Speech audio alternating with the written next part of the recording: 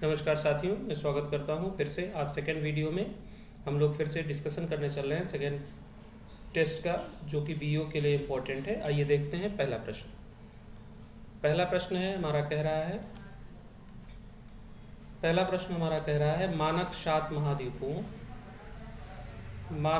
महाद्वीपों, यहाँ पर इसने खुद ही दे दिया है क्या, 7 महाद्वीप। किसके बारे में? 7 महाद्वीप के बारे में। के आधार पर पृथ्वी पर कितने महाद्वीप हैं? तो आपको पता है, क्वेश्चन में पहले ही दे रहा है 7 महाद्वीप मॉडल। तो हमारा उत्तर कौन सा होगा? आप सबको पता है पृथ्वी पर कितने महाद्वीप हैं? 7 महाद्वीप। कितने? 7 महाद्वीप हैं। ठीक है, तो आइए सातों महाद्वीप को देख लेते हैं क्रम से, उसके बाद आगे पढ़ते हैं। 7 महाद्वीप कौन कौन से हैं, क्रम से एरिया वाइज देख लेते हैं। तो सबसे पहला महाद्वीप है कौन सा? 1 नंबर पर कौन सा महाद्वीप आता है? एशिया। कौन सा महाद्वीप? एशिया। आप सभी को पता है एशिया महाद्वीप, जिसमें कि भारत स्थित है। एशिया महाद्वीप सबसे प्रथम महाद्वीप है। सेकंड महाद्वीप की बात करें तो सेकंड महाद्वीप में आता है अफ्रीका। ये हम जो बात कर रहे हैं ये एरिया के अकॉर्डिंग बात कर रहे हैं। सेकंड महाद्वीप कौन सा है? हमारा अफ्रीका है। थर्ड महाद्वीप की बात करें तो थर्ड महाद्वीप हमारा है उत्तरी अमेरिका, नॉर्थ अमेरिका। फोर्थ महाद्वीप की बात करें तो फोर्थ महाद्वीप कौन सा है? South America. कौन सा? South America. फिफ्थ महाद्वीप की बात करें तो फिफ्थ महाद्वीप कौन सा है हमारा? फिफ्थ महाद्वीप अकॉर्डिंग टू एरिया कौन सा है? अंटार्कटिका। यहाँ पर ध्यान देने वाली चीज है, कौन सा है? अंटार्कटिका। ये हमारा फिफ्थ महाद्वीप है। और सिक्स्थ महाद्वीप की बात करें तो कौन सा है? सिक्स्थ महाद्वीप है हमारा यूरोप। और सेवंथ कौन सा है? ऑस्ट्रेलिया। आप सभी को पता है। सबसे बड़ा महाद्वीप कौन सा है? सबसे बड़ा महाद्वीप कौन सा है? सबसे बड़ा महाद्वीप कौन सा है? एशिया महाद्वीप है। और सबसे छोटा महाद्वीप कौन सा है? सबसे छोटा महाद्वीप है ऑस्ट्रेलिया। सबसे छोटा महाद्वीप है ऑस्ट्रेलिया महाद्वीप। सबसे बड़ा महाद्वीप एशिया महाद्वीप। इसको किस हिसाब से हम देख रहे हैं? एरिया के अकॉर्डिंग। एरिया के अकॉर्डिंग ये क्रम है हमारा। एरिया के अकॉर्डिंग सेवंथ महाद्वीप जो है वो इस क्रम में आएंगे। सबसे बड़ा महाद्वीप एशिया, सेकंड पे अफ्रीका, थर्ड पे नॉर्थ अमेरिका, फोर्थ पे साउथ अमेरिका, फिफ्थ पे अंटार्कटिका, सिक्स पे यूरोप, सेवंथ पे ऑस्ट्रेलिया। अब यहाँ से हमको जो जानना है सबसे जरूरी कि बड़ा कैसे है, तो यहाँ पर बड़ा जानने के लिए हम सबसे पहले कवर करेंगे कि सबसे ज़्यादा लोग कहाँ रहते हैं और सबसे ज़्यादा एरिया कौन कौन सी है। तो बात करें अगर एशिया महाद्वीप की, तो एशिया महाद्वीप एरिया कवर करता है पूरे वर्ल्ड का कितना? 30%। अफ्रीका महाद्वीप कितना कवर करता है? 20.4%।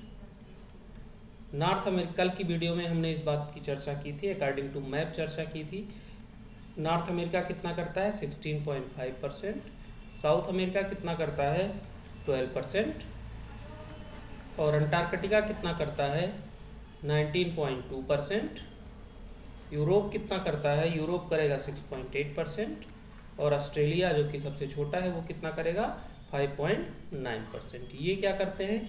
ये पूरे वर्ल्ड में जितनी जमीन है, जिसपे जो स्थल जिसको कहते हैं, पूरे विश्व की एरिया का परसेंट है। मतलब अगर पूरे विश्व में जमीन की बात करें, अगर 100% है तो उसमें से 30% क्या है? एशिया है। 20.4% क्या है? अफ्रीका है। इस हिसाब से समझेंगे। अगर इसके आगे बात करें इसमें कितने राज्य हैं, तो इसमें 48 से 50 राज्य हैं। किसमें? एशिया महाद्वीप में लगभग कितनी कंट्री है? 48 से 50 कंट्री। इसको भी ध्यान रखेंगे। इस क्रम में भी पूछा जाता है कि राज्य वाइज महाद्वीपों का क्रम कौन सा है, तो उस हिसाब से ध्यान रखेंगे। तो 1 नंबर एशिया महाद्वीप में कितनी कंट्रीज है? 48 टू 50। अफ्रीका की बात करें तो इसमें कितनी कंट्रीज होंगी? 50 कंट्रीज होंगी। 54 कंट्रीज होंगी। कितनी? 54 कंट्रीज। और यहाँ पर एक पॉइंट ध्यान रखने वाला है। यहाँ पर पॉइंट जो आपको ध्यान रखना है कि कंट्री के हिसाब से सबसे बड़ा महाद्वीप कौन सा है? अफ्रीका महाद्वीप। इस पॉइंट को नोट डाउन रखिएगा। कंट्री के हिसाब से सबसे बड़ा महाद्वीप कौन सा है? अफ्रीका महाद्वीप। एरिया के हिसाब से सबसे बड़ा महाद्वीप कौन सा है? एशिया महाद्वीप। बात करते हैं उत्तरी अमेरिका की, तो उत्तरी अमेरिका में कितने कंट्रीज हैं? 23 कंट्रीज। उसी तरह बात करते हैं साउथ अमेरिका की, तो साउथ अमेरिका में अर्थात दक्षिणी अमेरिका में कितने कंट्रीज हैं? तो 12 कंट्री है। कितनी? 12 कंट्री हैं। बात करते हैं अंटार्कटिका की, तो अंटार्कटिका में 0 कंट्री है। कितनी? मतलब ये मानव विहीन है।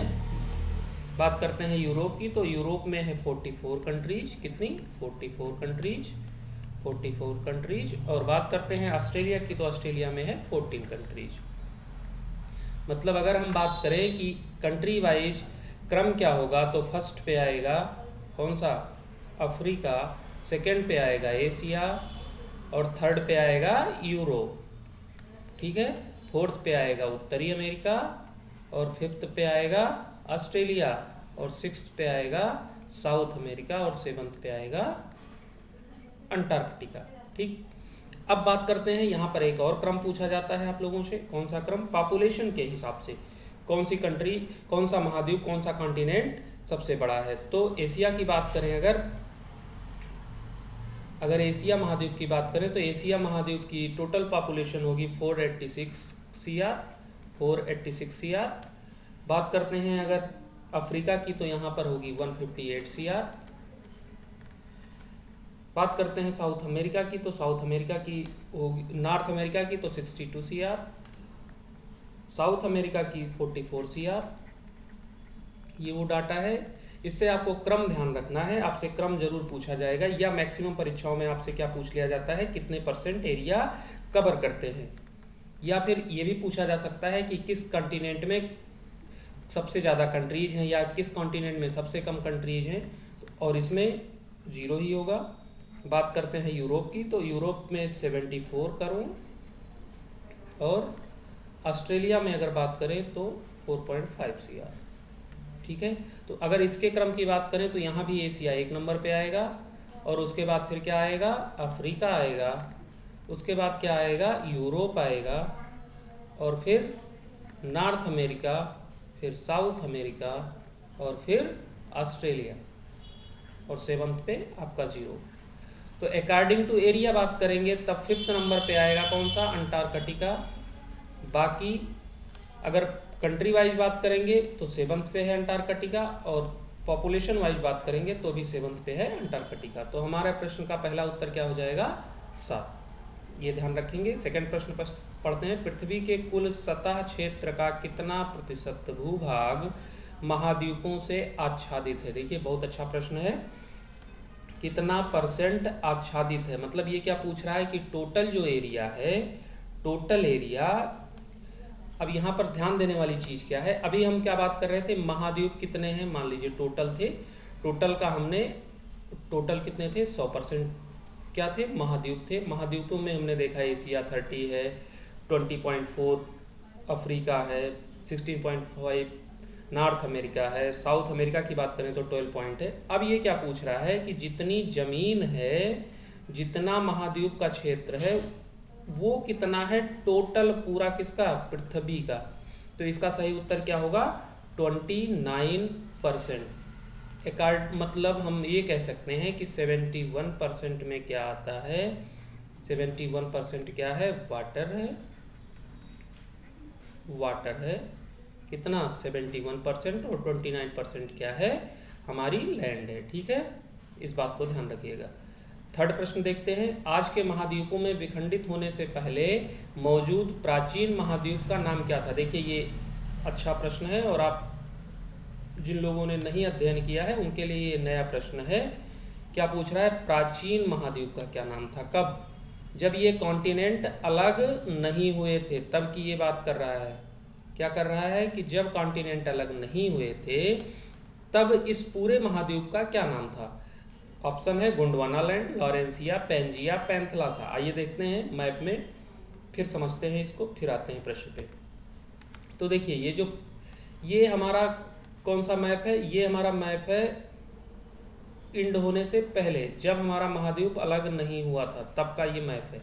कब का मैप है, जब हमारा महाद्वीप अलग नहीं हुआ था। तब इसको क्या कहते थे, पैंजिया। क्या कहते थे, पैंजिया। ये जो पूरी एरिया है इसको क्या कहते थे, पैंजिया। ठीक है, ये पेंजिया आपको दिख रही है।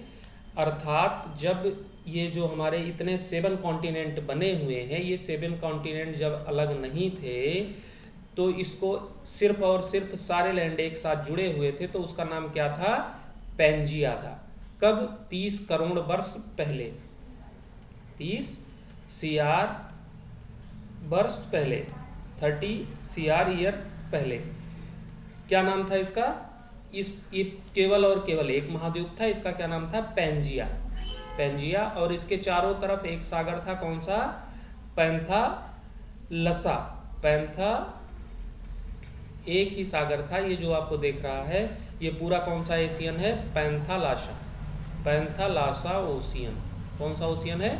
पैंथालासा ओशियन था। ठीक है। ग्रीक भाषा में जो ये पेंजिया है, इसका मतलब क्या होता है? संपूर्ण पृथ्वी।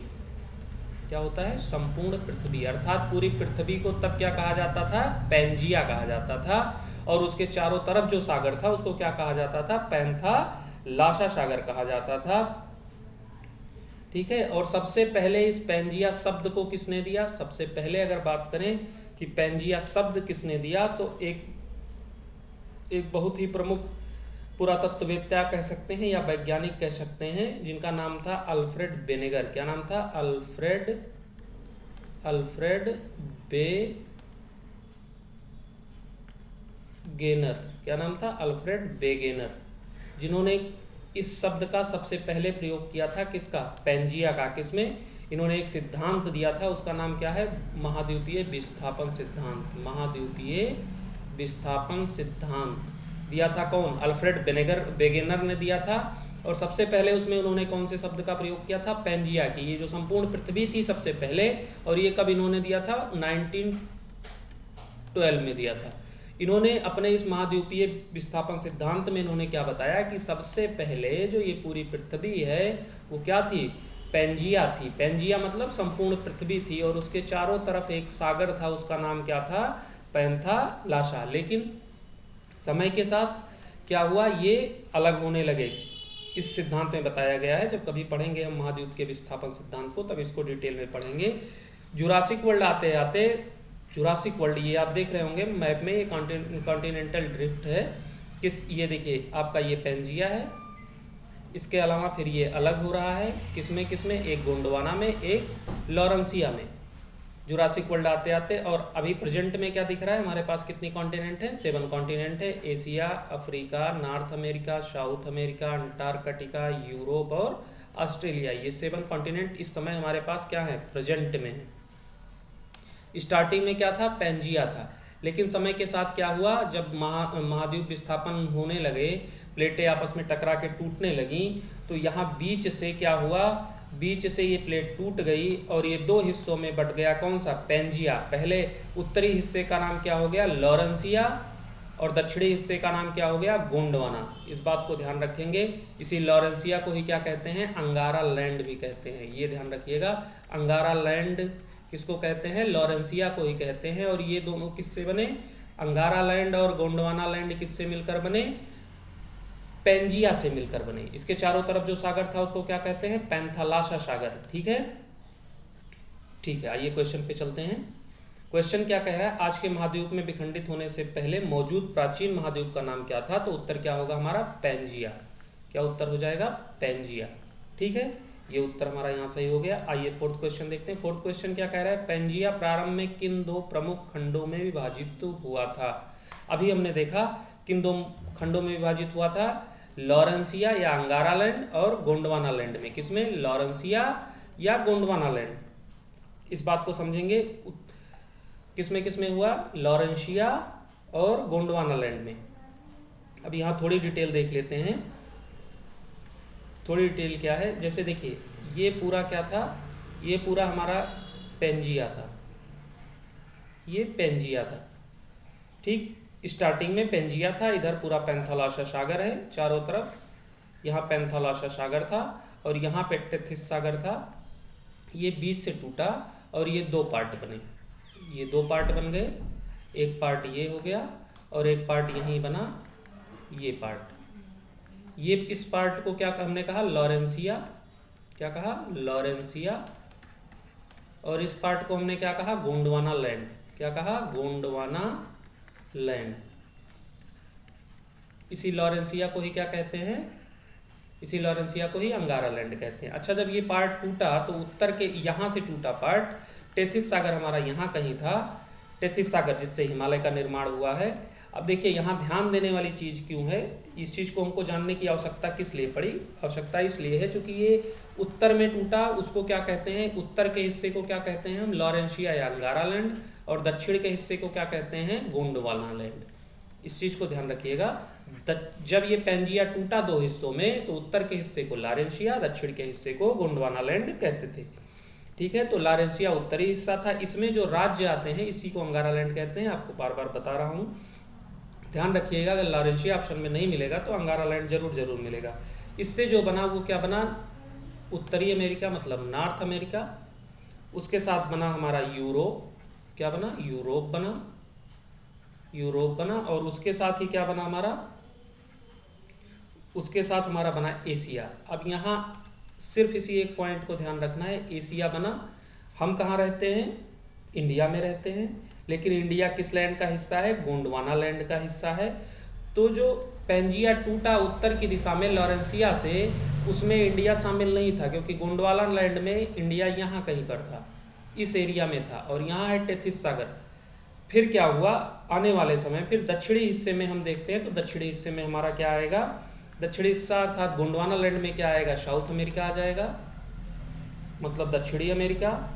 फिर आ जाएगा आपका अफ्रीका जिसमें सबसे ज़्यादा कंट्री है, 54 कंट्रीज, अफ्रीका आ जाएगा। फिर अंटार्कटिका भी हमारा इसी में आएगा, अंटार्कटिका भी आ जाएगा इसी में, ऑस्ट्रेलिया भी इसी में आ जाएगा। और ये जितने भारतीय उपमहाद्वीप के हैं, कितने भारतीय उपमहाद्वीप के जितने भी देश हैं वो सब किस में हैं, गोंडवाना लैंड में।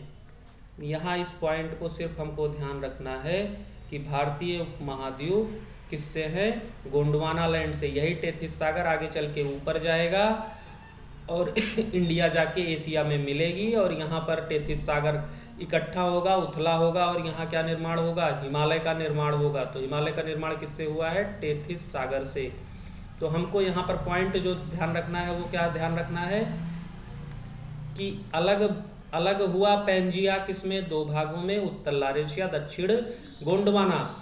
एशिया का जो पार्ट है पूरा पार्ट किसमें है, लॉरेंशिया में है, लेकिन जो भारतीय उपमहाद्वीप है, भारतीय उपमहाद्वीप जो है वो किसका पार्ट है, गोंडवाना लैंड का पार्ट है। अर्थात ये यहाँ से टूटा और ये जाते जाते इस एशिया में मिला, इसलिए हम आज एशिया के पार्ट है। नहीं तो हम किसी तरह इसी ऑस्ट्रेलिया की तरह कहीं ऐसे महाद्वीप की तरह स्थित होते।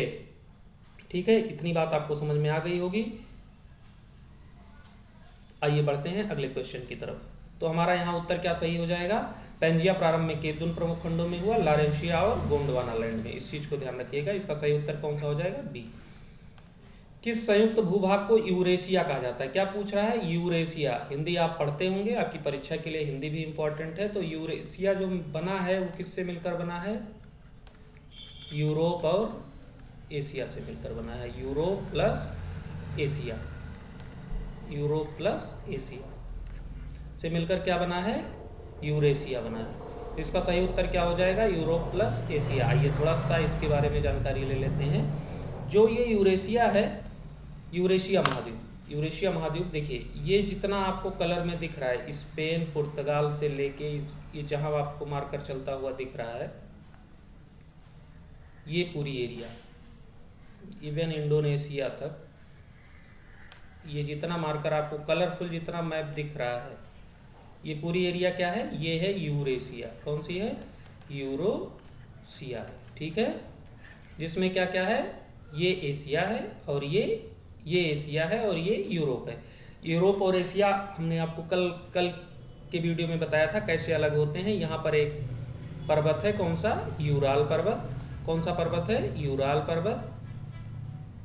जिन्होंने नहीं देखा होगा कल की वीडियो देख लीजिएगा। यहाँ पर एक पर्वत है यूराल पर्वत, कौन सा, यूराल पर्वत, यूराल माउंटेन। और यहीं से एक नदी निकलती है, कौन सी, यूराल नदी। ये आती है कैस्पियन सी में, ये है आपकी कैस्पियन सी। ये है कैस्पियन सी, और यहीं पर एक माउंटेन है यूरोप का जो सबसे ऊंचा एल्ब्रस माउंटेन है, वो किस, एल्ब्रस जो चोटी है वो किस पे है, काकेकस पे है।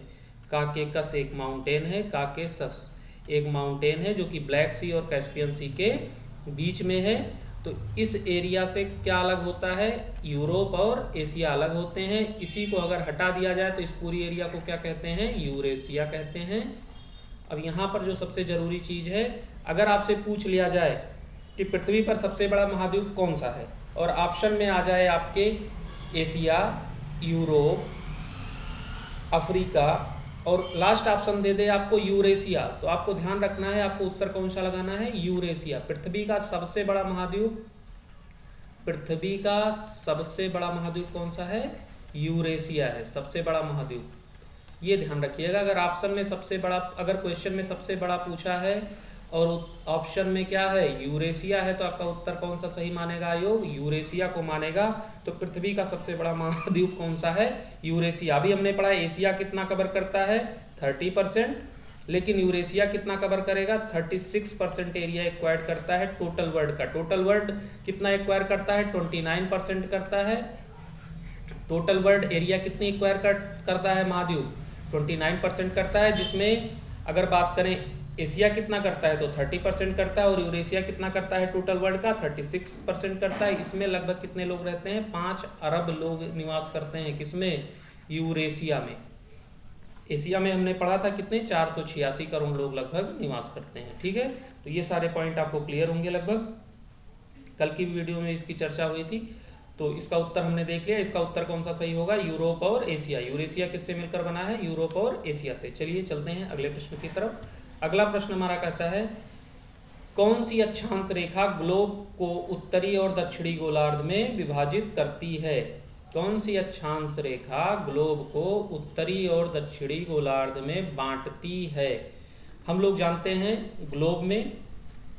ग्लोब जो है वो पृथ्वी का एक मानक मानचित्र की तरह है, जिससे हम पूरी पृथ्वी को समझते हैं। उसमें कौन सी ऐसी रेखा है, ग्लोब पे बहुत सारी रेखाएं हैं। आइए रेखाओं के बारे में जानते हैं, ग्लोब को देखते हैं थोड़ा सा। चलिए आगे बढ़ते हैं। ये कुछ आपको डिटेल दिया हुआ है, कौन कौन सी रेखाएं हैं। भूमध्य रेखा है जिसको 0 अंश कहते हैं, जो कि क्या करती है, बांटती है। कर्क रेखा है, मकर रेखा है, आर्कटिक वृत्त है, अंटार्कटिक वृत्त है। इसके अलावा ऊर्ध्वाधर रेखाएं भी हैं, प्रधान मध्याह्न रेखा और अंतर्राष्ट्रीय तिथि रेखा। ये आपको जो आवश्यक लगेगा नोट डाउन कर लीजिएगा। आइए हम थोड़ा ग्लोब को समझते हैं।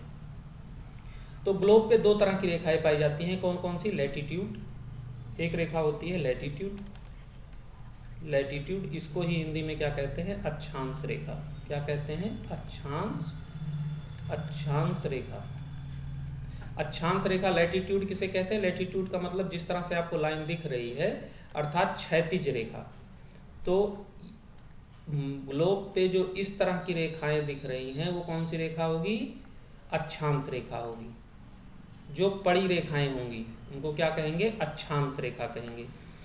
तो ये अक्षांश रेखाओं की अगर बात करें तो अक्षांश रेखाओं की संख्या, सबसे पहला प्रश्न यहाँ से आता है, अक्षांश रेखाओं की संख्या कितनी होती है। तो अक्षांश रेखाओं की संख्या 181 होती है। क्यों 181 होती है, चूंकि ये है आपकी 0 अंश अक्षांश रेखा, 0 अंश अक्षांश रेखा जिसे भूमध्य रेखा कहते हैं। इसके ऊपर यहाँ तक आपको 90 रेखाएं मिलेंगी, ऐसे इस क्रम में 90 रेखा और इधर नीचे 90 रेखा। तो 181 कैसे हो गया, 90 ऊपर 0 से, 90 0 से नीचे, और एक 0 वाली तो कितनी हो गई, 181। लेकिन अगर आप इसको इस 90 को रेखा मानना बंद कर दें, अगर मान लें कि ये पूर्ण वृत्त है, यहाँ पर कोई रेखा नहीं है, तो फिर इसकी संख्या क्या हो जाएगी, 179। ठीक है, इस पॉइंट को ध्यान रखिएगा। दूसरी कौन सी रेखा होती है, लॉन्गिट्यूड होती है। लॉन्गिट्यूड होती है, लॉन्गिट्यूड होती है जिसे हम क्या कहते हैं, देशांतर रेखा। कौन सी रेखा, देशांतर रेखा। इसको ध्यान रखिएगा, इसको कहते हैं देशांतर रेखा। लॉन्गिट्यूड का मतलब है खड़ी लाइन। कैसी लाइन, खड़ी लाइन। अर्थात जो ये आपको ये दिख रही है, ये लाइन कैसी होगी, ये लाइन होगी आपकी देशांतर रेखा। ये ऐसे लाइन आएगी, ये जो लाइनें दिख रही हैं आपको, ये कौन सी लाइनें हैं, ये देशांतर रेखा है। तो इनसे ये आपसे यहाँ प्रश्न पूछा जा सकता है कि इनकी संख्या कितनी है।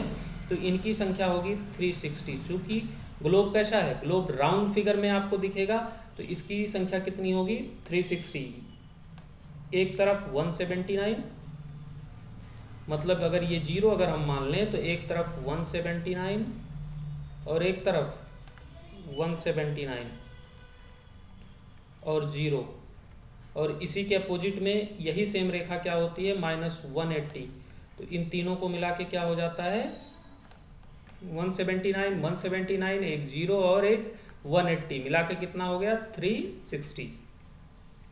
इतनी बात क्लियर हो गई। अब आइए समझ लेते हैं हमारा प्रश्न क्या पूछ रहा है। प्रश्न हमारा कह रहा है कि कौन सी ऐसी रेखा है जो पृथ्वी को दो भागों में बराबर बांटती है, किसमें, उत्तर और दक्षिण में। प्रश्न क्या कह रहा है, उत्तर और दक्षिण में बराबर भागों में बांटने वाली रेखा कौन सी है, तो भूमध्य रेखा है, जिसको हम किस नाम से जानते हैं, 0 अंश अक्षांश रेखा को हम क्या कहते हैं, ये आपको पॉइंट डाउन है, 0 अंश अक्षांश रेखा को क्या कहते हैं, भूमध्य रेखा, जो कि क्या करती है, पृथ्वी को दो बराबर भागों में उत्तर दक्षिण में बांटती है, किसमें, उत्तर दक्षिण में। इसी तरह कर्क रेखा, कर्क रेखा हमारी है 23.5 अंश उत्तरी अक्षांश, कौन सी, उत्तरी अक्षांश, ये ध्यान रखिएगा, उत्तरी अक्षांश 23.5 अंश उत्तरी अक्षांश को कौन सी रेखा कहते हैं, कर्क रेखा कहते हैं, और भारत से ये होकर गुजरती है, ये भी ध्यान रखिएगा, भारत से कौन सी रेखा गुजरती है, कर्क रेखा होकर गुजरती है। उसी तरह 23.5 अंश दक्षिणी अक्षांश को क्या कहते हैं, 23.5 अंश दक्षिणी अक्षांश को क्या कहते हैं, मकर रेखा कहते हैं, कौन सी रेखा कहते हैं, मकर रेखा कहते हैं, इसको ध्यान रखिएगा, 23.5 अंश दक्षिणी अक्षांश को मकर रेखा कहते हैं। संख्या आपको हमने पहले बता दी। एक प्रश्न जो मोस्ट इंपॉर्टेंट है, क्या आता है, कौन सा ऐसा महाद्वीप है जिससे ये तीनों रेखाएं होकर गुजरती हैं, तो उसका नाम कौन सा है, अफ्रीका महाद्वीप। अफ्रीका महाद्वीप से ये तीनों रेखाएं गुजरती हैं। भारत से कौन सी गुजरती है, कर्क रेखा गुजरती है, इस बात को ध्यान रखिएगा। ऑस्ट्रेलिया से कौन सी गुजरती है, तो मकर रेखा गुजरती है। ठीक है, शायद आपको क्लियर हो गया है। आइए उत्तर देखते हैं, तो कौन सी रेखा होगी, उत्तर दक्षिणी गोलार्ध में कौन सी बांटेगी, भूमध्य रेखा बांटेगी। ये पॉइंट शायद आपका क्लियर हो गया। अगला प्रश्न, कौन सा महाद्वीप पूरी तरह से दक्षिणी गोलार्ध में स्थित है। देखिए ये बहुत अच्छा प्रश्न आया है, कौन सा महाद्वीप पूरी तरह से दक्षिणी गोलार्ध में स्थित है। अब यहाँ पर अगर आप मैप देखेंगे ध्यान से, ये है वर्ल्ड मैप, और ये है आपका कौन सा, इक्वेटर। इक्वेटर मतलब भूमध्य रेखा, जो पृथ्वी को क्या कर रही है, दो बराबर भागों में बांट रही है। ठीक है, ये क्या है, 0 अंश भूमध्य रेखा, जिसका नाम ही है क्या, भूमध्य। पृथ्वी को किस भाग में बांट रही है, भूमध्य में, बीच से बांट रही है। ऊपर का हिस्सा क्या होगा, उत्तर, और नीचे का हिस्सा क्या होगा, दक्षिण। इसी को हम क्या कहते हैं, उत्तरी गोलार्ध और दक्षिणी गोलार्ध। ठीक है, ये क्या है ऊपर वाला, उत्तरी गोलार्ध, तो इंडिया किस में है, उत्तरी गोलार्ध में स्थित है। और अब बात करते हैं, देखिए प्रश्न देखिए ध्यान से, प्रश्न में 2 ऑप्शन दिया हुआ है, कौन कौन सा। अब उत्तरी दक्षिणी गोलार्ध पूछ रहा है हमसे, कौन सा महाद्वीप पूरी तरह से दक्षिणी गोलार्ध में स्थित है। तो अफ्रीका जो है वो दक्षिणी गोलार्ध में पूरी तरह नहीं है। आप देख रहे हैं अफ्रीका के बीच से जा रही है, तो मतलब अफ्रीका का कुछ हिस्सा क्या है, उत्तरी गोलार्ध में है, कुछ हिस्सा कहाँ है, दक्षिणी गोलार्ध में है। तो पहला ऑप्शन हमारा क्या हो जाएगा, पहला ऑप्शन हमारा गलत हो जाएगा। सबसे पहले दक्षिणी अमेरिका की बात करें तो दक्षिणी अमेरिका को भी हम देख लेते हैं। देखिए दक्षिणी अमेरिका के गुयाना से होके जा रही है ये रेखा, इक्वेटर जा रही है, तो मतलब इसका वेनेजुएला कहाँ है, उत्तरी में है, और बाकी अर्जेंटीना तक कहाँ है, ये दक्षिणी में है। तो ये भी नहीं पूरी तरह से है, ये भी उत्तर गलत हो जाएगा हमारा। बात करते हैं ऑस्ट्रेलिया की। अब यहाँ पर ये ऑप्शन और ये ऑप्शन आपको पेपर में फंसा सकता है। अब देखिए मैं पूरी तरह से देखते हैं। अब ऑस्ट्रेलिया हमको कहाँ दिख रहा है, यहाँ पर, ये कहाँ दिख रहा है, ये दक्षिणी गोलार्ध दिख रहा है, ये इक्वेटर ये जा रही है हमारी, इक्वेटर ये गई, इक्वेटर के नीचे कौन सा है, ऑस्ट्रेलिया। लेकिन अब यहाँ ध्यान जो देना है, ध्यान से देखिए, ये जो न्यू गियाना जो पार्ट है, ये किसका पार्ट है, ऑस्ट्रेलिया का पार्ट है। इसलिए ये कहाँ जा रहा है, इक्वेटर से छू के जा रहा है, इसलिए ये पूरी तरह से दक्षिणी गोलार्ध में नहीं मानेंगे हम। क्यों, क्योंकि अगर हमको ऑप्शन में, अगर ये हमको ऑप्शन ना दिख रहा होता अंटार्कटिका, अगर यहाँ पर एशिया दिया होता तो हमारा ऑप्शन क्या सही हो जाता, ऑस्ट्रेलिया सही हो जाता। लेकिन चूंकि यहाँ अंटार्कटिका दिया है और हम देख रहे हैं मैप में अंटार्कटिका कहाँ है, एकदम दक्षिणी गोलार्ध में, एकदम ध्रुव पे है। ठीक है, अंटार्कटिका एकदम ध्रुव पे है, तो हम किसको मानेंगे इसमें उत्तर सही? अंटार्कटिका को सही मान लेंगे कि अंटार्कटिका क्या है, पूरी तरह से क्या है, दक्षिणी गोलार्ध में स्थित है। लेकिन अगर यहीं अंटार्कटिका ऑप्शन में ना देके क्या दिया होता, एशिया दिया होता, तो हमारा उत्तर कौन सा सही हो जाता? ऑस्ट्रेलिया। तो हमको अपना उत्तर ये भी ध्यान देके लगाना है, ऑप्शन के अकॉर्डिंग ही उत्तर हम देंगे। आइए बात करते हैं अगले प्रश्न पर। पृथ्वी पर कौन सा महासागर सबसे बड़ा और सबसे गहरा है? सबसे बड़ा भी पूछ रहा है और सबसे गहरा भी पूछ रहा है, ठीक है। तो पहला कौन सा है? अटलांटिक महासागर, फिर दूसरा है हिंद महासागर, तीसरा है आर्कटिक महासागर, चौथा है प्रशांत महासागर। आइए देख लेते हैं महासागरों को भी एक बार। तो कितने महासागर हैं पूरे वर्ल्ड में? तो 1 2 3 4 और 5, और देखिए अब यहाँ हमारे पास कितने महासागर हैं? 5 महासागर। ये जनरल प्रश्न है जो आप सभी लोगों को पता होगा। कितने कॉन्टिनेंट हैं? 7 महाद्वीप हैं। और कितने महासागर हैं? 5 महासागर, ठीक है। जो कि सबसे, अगर बात करें कि सबसे बड़ा महासागर कौन सा है, तो सबसे बड़ा महासागर प्रशांत महासागर है। दूसरा सबसे बड़ा बात करें तो अटलांटिक महासागर दूसरा सबसे बड़ा महासागर है। Sorry disturbance.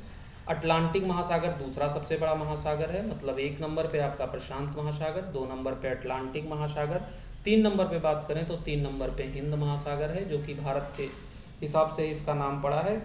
और बात करें अगर चौथे नंबर पे, तो चौथे नंबर पे कौन सा महासागर है? चौथे नंबर पे है आपका अंटार्कटिका महासागर, और 5वें नंबर पे आर्कटिक महासागर। अब देखिए यहाँ ध्यान से देखिए, कुछ इसके सबसे बड़ा महासागर कौन सा है? तो प्रशांत महासागर सबसे बड़ा महासागर है और सबसे गहरा भी है।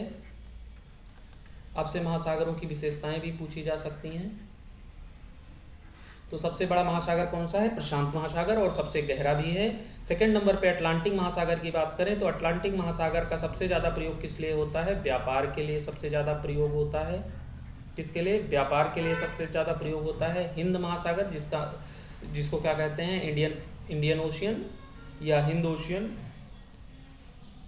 इसका जो नाम पड़ा है वो किसके नाम पे पड़ा है? हमारे इंडिया या हिंदुस्तान के नाम पर इसका नाम क्या रखा गया है? हिंद महासागर रखा गया। ये जो आपको बाउंड्रीज दिख रही हैं, ये इस महासागर की बाउंड्रीज हैं, सारे महासागरों की ये बाउंड्रीज है। और बात करते हैं चौथे महासागर की, तो ये दक्षिणी अंटार्कटिका महासागर है, जो कि आपको ये एरिया दिख रही है, ये दक्षिणी अंटार्कटिका महासागर है। और सबसे छोटा महासागर और सबसे ठंडा महासागर की बात करें तो अगर आपसे प्रश्न पूछता है कि सबसे छोटा महासागर कौन सा है, तो सबसे छोटा कौन सा महासागर होगा? आपका आर्कटिक महासागर होगा। और सबसे ठंडा भी होगा। कौन सा? सबसे ठंडा भी होगा। कौन सा? आर्कटिक महासागर। तो आइए एक बार बाउंड्री हम इसको क्लियर कर लेते हैं, एक बार आप लोग देख लीजिए। देखिए ये है आपकी बाउंड्री अटलांटिक की, ये यहाँ से लेके और यहाँ तक की पूरी एरिया कौन सी है? ये एरिया कौन सी है? अटलांटिक महासागर की एरिया है, जिसका सबसे ज़्यादा प्रयोग किस में होता है? व्यापार के लिए होता है। किसके लिए प्रयोग होता है? व्यापार के लिए।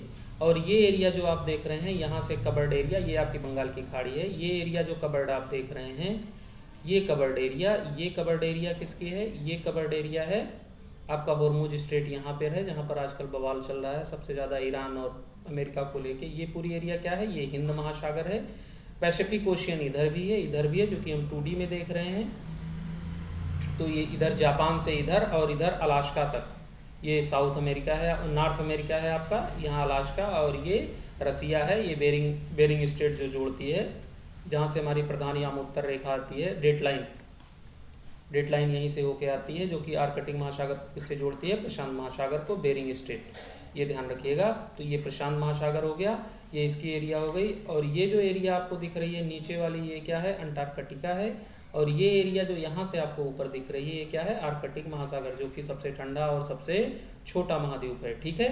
तो आई थिंक ये भी आपको क्लियर हो गया होगा। 5 महासागर हैं, तो हमारा इसका उत्तर सही कौन सा हो जाएगा? कौन सा महासागर सबसे बड़ा और सबसे गहरा है? तो क्या उत्तर हो जाएगा? प्रशांत महासागर।